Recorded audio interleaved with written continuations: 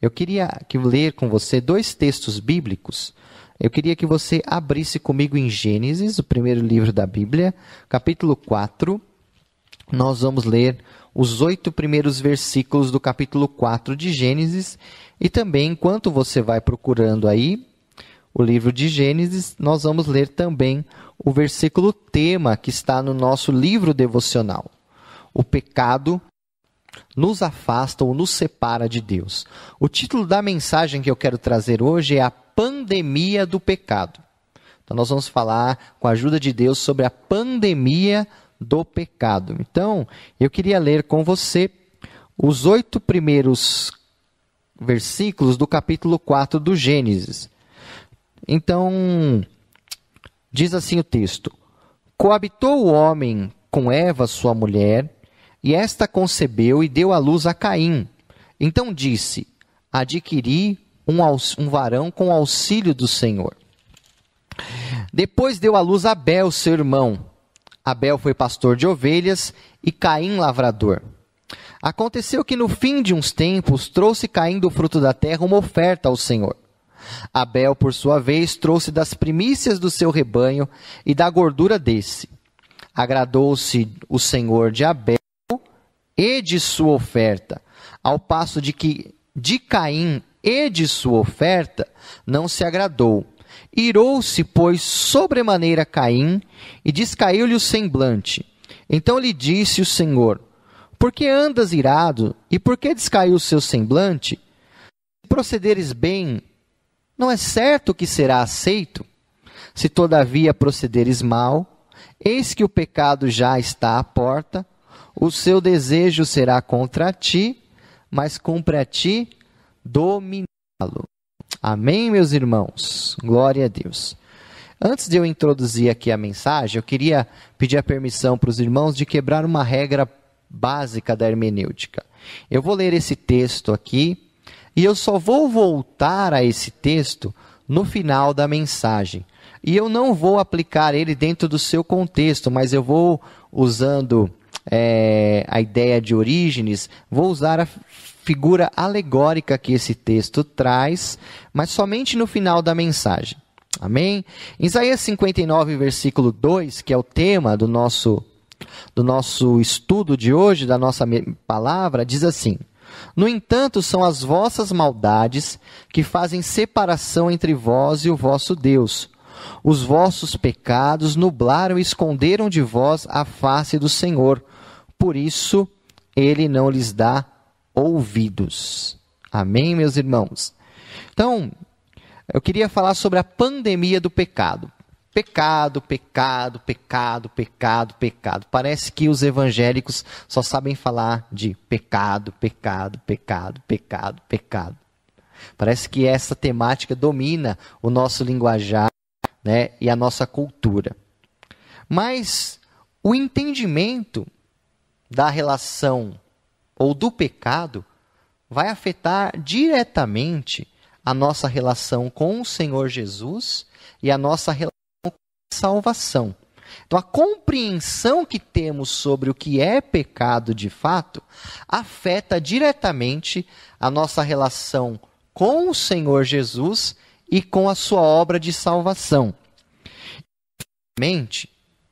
Muitas pessoas têm uma ideia totalmente equivocada e superficial do que é o pecado.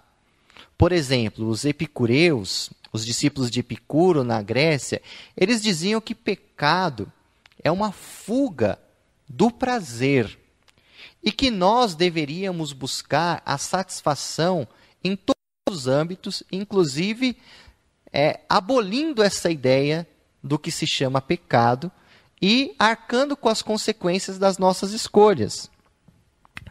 Uma filosofia mais atual diz assim: se te faz feliz, não é pecado. Uma filosofia mais humanista diz assim: olha, se não faz mal para você e não faz mal para o próximo, também não é pecado. Tem uma teologia que ela tira a ideia do pecado pessoal e ela transfere o pecado para uma questão coletiva e estrutural. Então, o pecado está no sistema de governo, está na cosmovisão do mundo. Isso tira da pessoa a responsabilidade pelo um pecado pessoal e a necessidade da salvação. E alguns crentes, até crentes sinceros, acham que pecado é aquilo que eu faço de errado. Então, aquilo que eu faço de errado e Deus não se agrada, isso é pecado. Não que não seja, meu irmão, mas essa ideia é uma ideia muito superficial e muito rasa do que o pecado de fato é. O pecado é muito mais profundo do que a ideia de comportamento. A ideia de pecado bíblica é um estado, é um vírus que contaminou a nossa matriz, Adão, e que foi transmitido para toda a raça humana.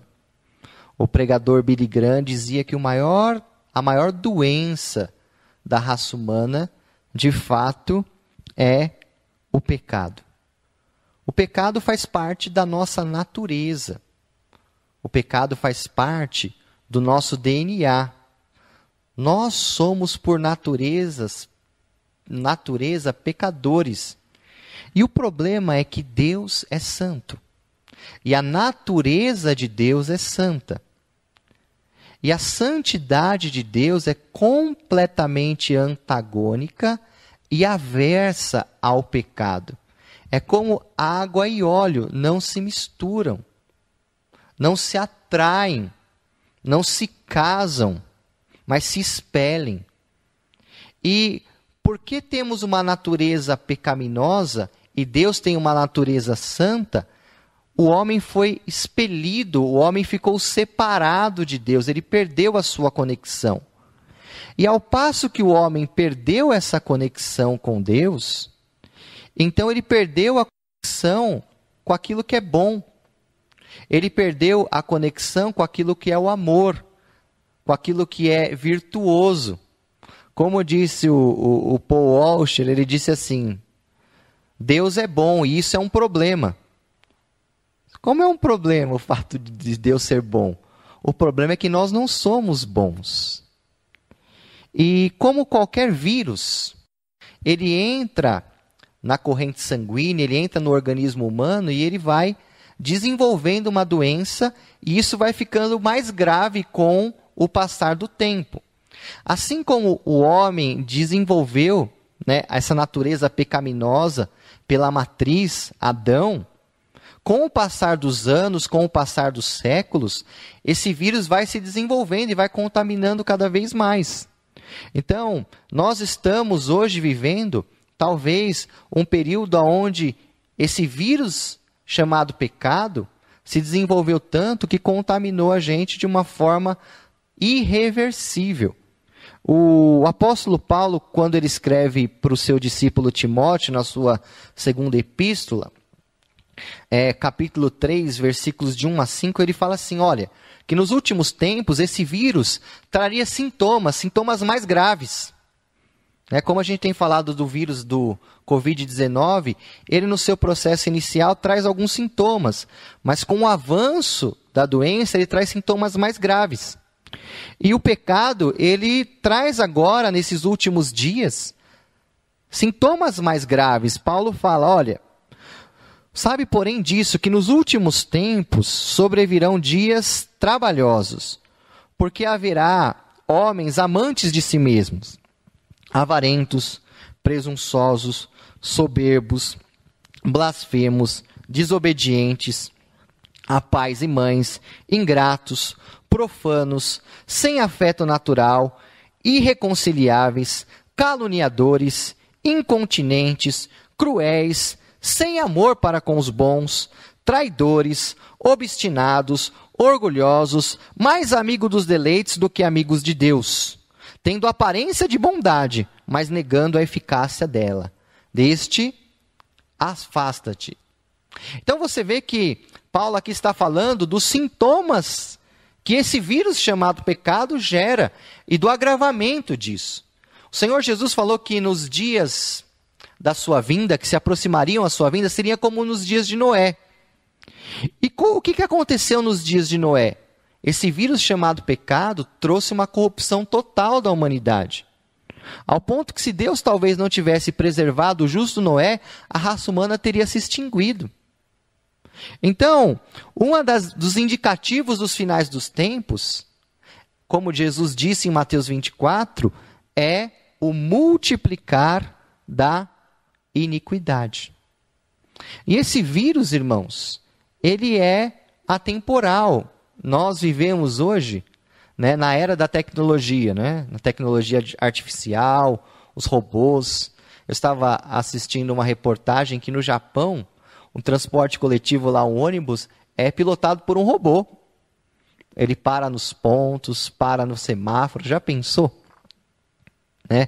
Hoje nós temos a tecnologia, estarmos transmitindo aqui, uma pessoa que de repente esteja em qualquer lugar do mundo pode estar assistindo ao vivo essa programação sem muitos investimentos, apenas com um celular na mão. Isso seria impensável há alguns anos atrás, né? A gente tem hoje refrigeradores ou geladeiras, popularmente falando, super inteligentes.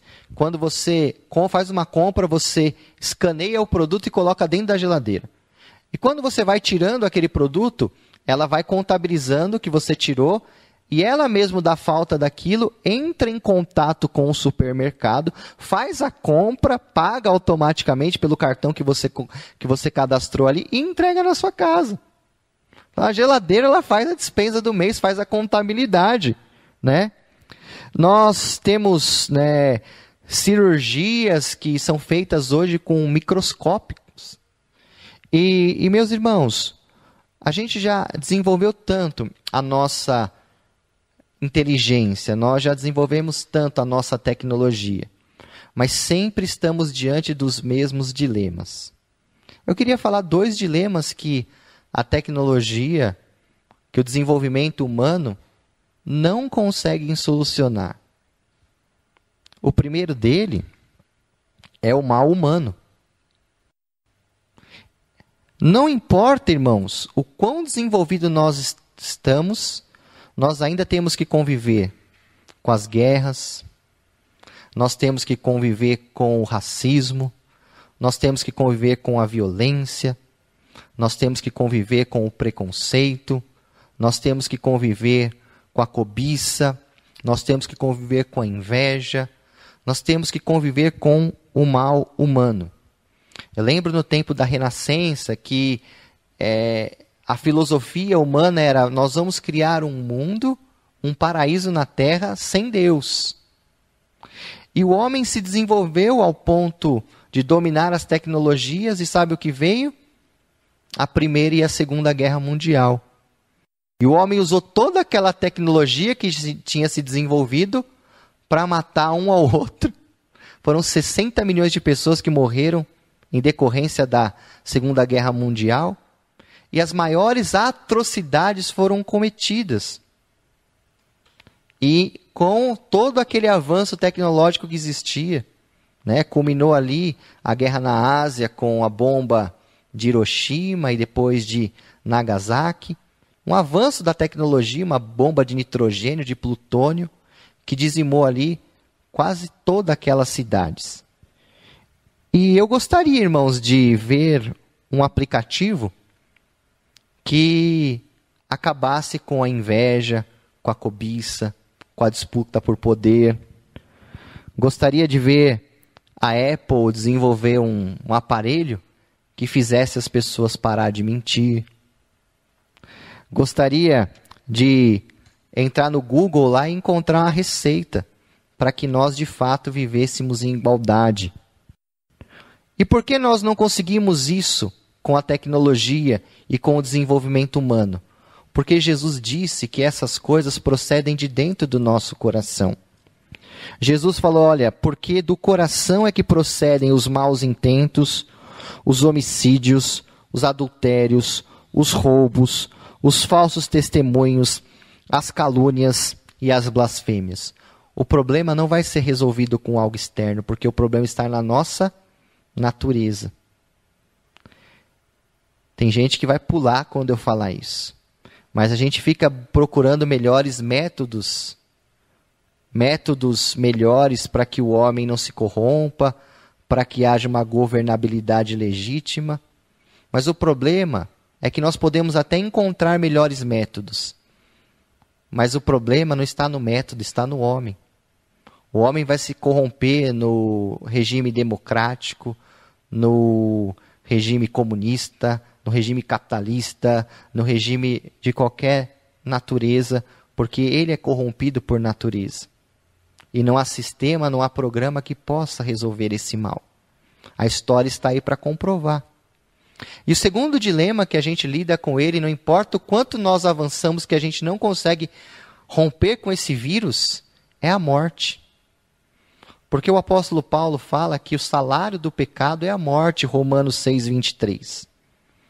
E não importa, irmãos, o quão a medicina avance, o quanto nós tenhamos medicações avançadas, todos nós enfrentamos o dilema da morte, que é resultado do pecado.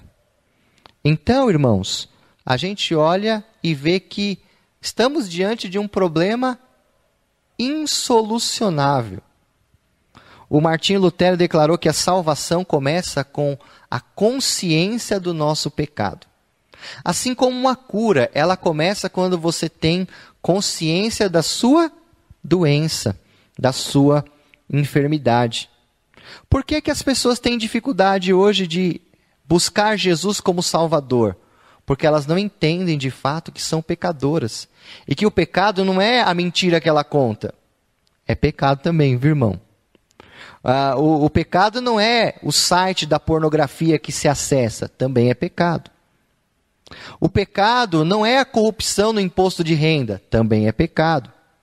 Mas isso só é o sintoma do pecado. O pecado está na natureza humana. O pecado é um vírus que contaminou a natureza humana. E só o Senhor Jesus pode transformar a nossa natureza e nos religar de novo com aquilo que é bom. Por isso que o homem desligado de Deus, ele vai perecer, ele vai acabar no inferno, ele vai acabar vivendo o inferno, ele vai fazer da sua vida o inferno, porque ele está desconectado daquilo que é bom. Ele está desconectado daquilo que é virtuoso, daquilo que é Deus. E Jesus veio de fato para nos religar com Deus. Ele veio para nos reconectar com Deus, reconectarmos com aquilo que é bom. O homem não pode ser bom sem Deus. O homem não pode desenvolver a bondade sem Deus. O homem vai desenvolver a maldade longe de Deus. Não tem como ele criar um paraíso artificial sem Deus. E Jesus veio e solucionou na cruz esse problema, nos reconectando com aquilo que é bom, com aquele que é bom, com aquele que é santo.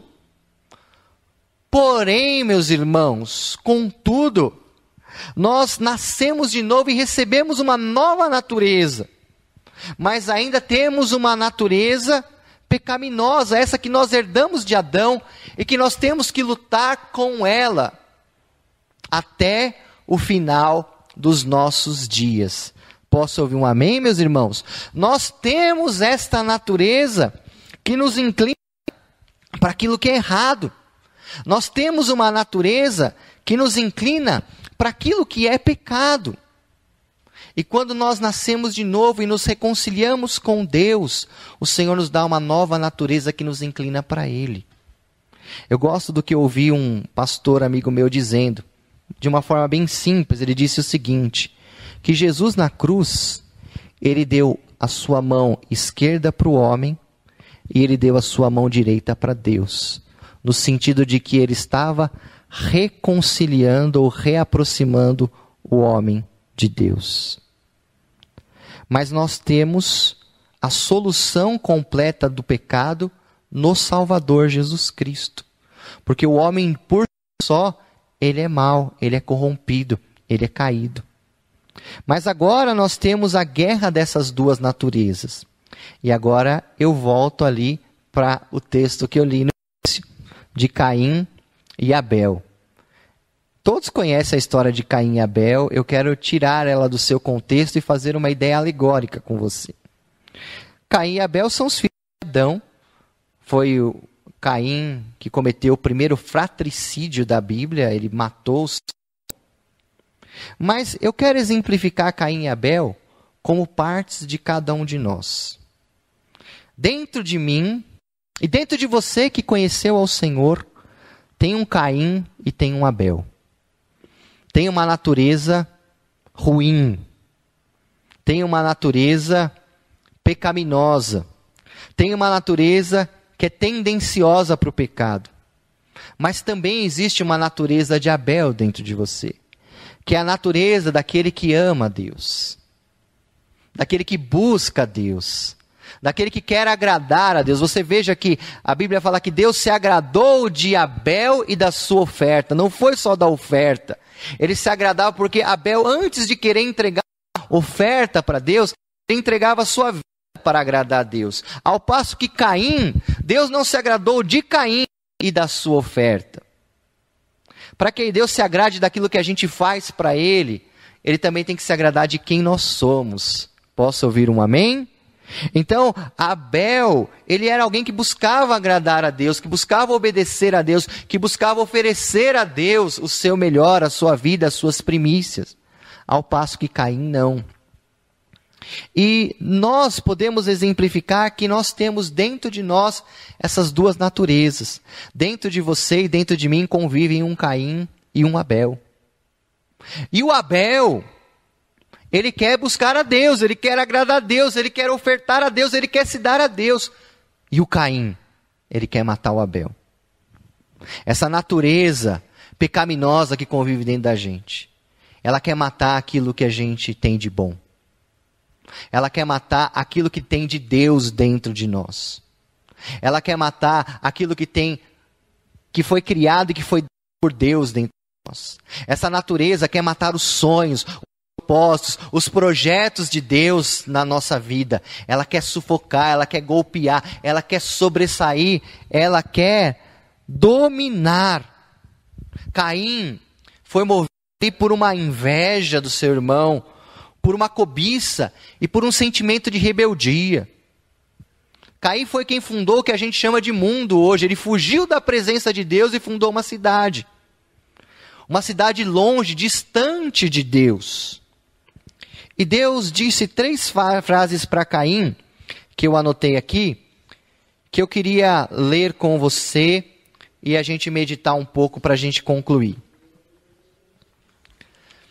Deus disse para o Caim 3 frases e ele disse para o Caim que está dentro de mim e dentro de você hoje. Ele falou para o Caim: Caim, o pecado bate na sua porta. Quem pode concordar com essa afirmação que Deus disse para Caim? O pecado bate na nossa porta, irmãos. O pecado se oferece. O pecado pede para entrar. O pecado pede passagem, ele quer espaço, e ele vem através das tentações, e ele vem através das nossas vontades, dos nossos desejos, ele vem pelas interferências externas, ele vem através dos enviados ou das enviadas de Satanás, ele vem através dos pratos, dos manjares, das oferendas que o inimigo traz, ele bate na porta. Caim, o pecado bate na sua porta.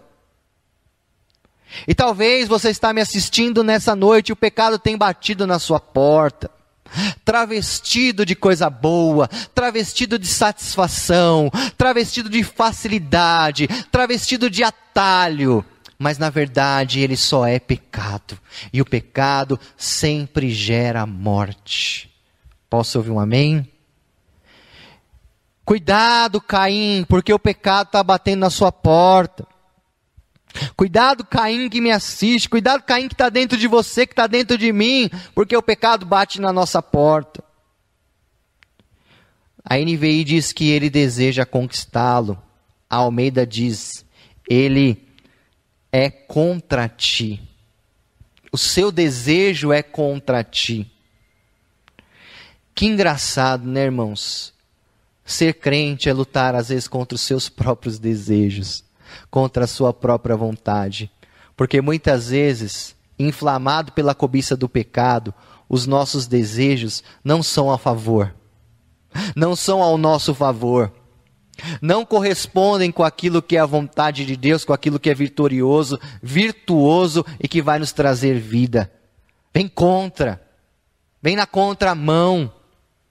Não é porque você deseja que é certo, não é porque está dentro do coração que é certo. Aliás, enganoso é o coração do homem, mais corrupto do que qualquer coisa, disse o profeta Jeremias, no capítulo 17. Não, se está no meu coração, cuidado. Mas eu desejo, cuidado, porque pode ser que o seu desejo esteja conspirando contra você. Pastor, como é que eu vou saber? Está aqui. Está aqui. O seu desejo é forte, é verdadeiro, mas vai contra a palavra de Deus. Esse desejo é contra ti, meu querido. E ele quer tomar conta de você. Ele quer te dominar. Ele quer tomar conta de você. E muitas vezes, quando a gente abre a porta para o pecado e ele vê o desejo, ele desce para o coração, é muito difícil de resistir. Então eu quero dizer uma palavra de Deus para você que me assiste. Não deixe o seu coração ser tomado pelos desejos da sua carne e da sua alma. Viva a oração de Jesus no Getsêmani. Pai, não seja como eu quero, mas seja feita a tua vontade. Seja feita como tu queres. Caim devia ter caído de joelho e falado: Senhor, eu estou com raiva do meu irmão, eu não aguento olhar para aquele cara de Mauricinho, eu não aguento olhar para ele, para aquela cara de super espiritual, eu estou com vontade de dar umas porradas nele, Senhor, eu estou a ponto de pular no pescoço dele, mas me ajuda. Mas Caim não quis ouvir. E às vezes, quando a gente está tomado por um desejo, o inimigo coloca uma surdez nos nossos ouvidos. E eu estou orando em nome de Jesus aqui, no meu espírito, enquanto prego para você, para que essa surdez seja quebrada e que você ouça a voz de Deus antes que seja tarde demais. Antes que você cometa o ato. E ele fala, olha, a terceira frase: mas cumpre a ti dominá-lo. O seu desejo é contra ti, mas cumpre a ti dominá-lo. A ideia que o escritor aqui, Moisés, traz é como uma fera que vem contra você e você precisa adestrá-la, domesticá-la, você precisa dominar ela. Às vezes, irmãos, nós precisamos resistir até o sangue, como diz o escritor de Hebreus. O escritor de Hebreus disse assim, olha, na vossa luta contra o pecado, vocês não estão resistindo até o sangue. Ser tentado pelo diabo, ser tentado pelos desejos, não é pecado. Pecado é o que você vai fazer com isso.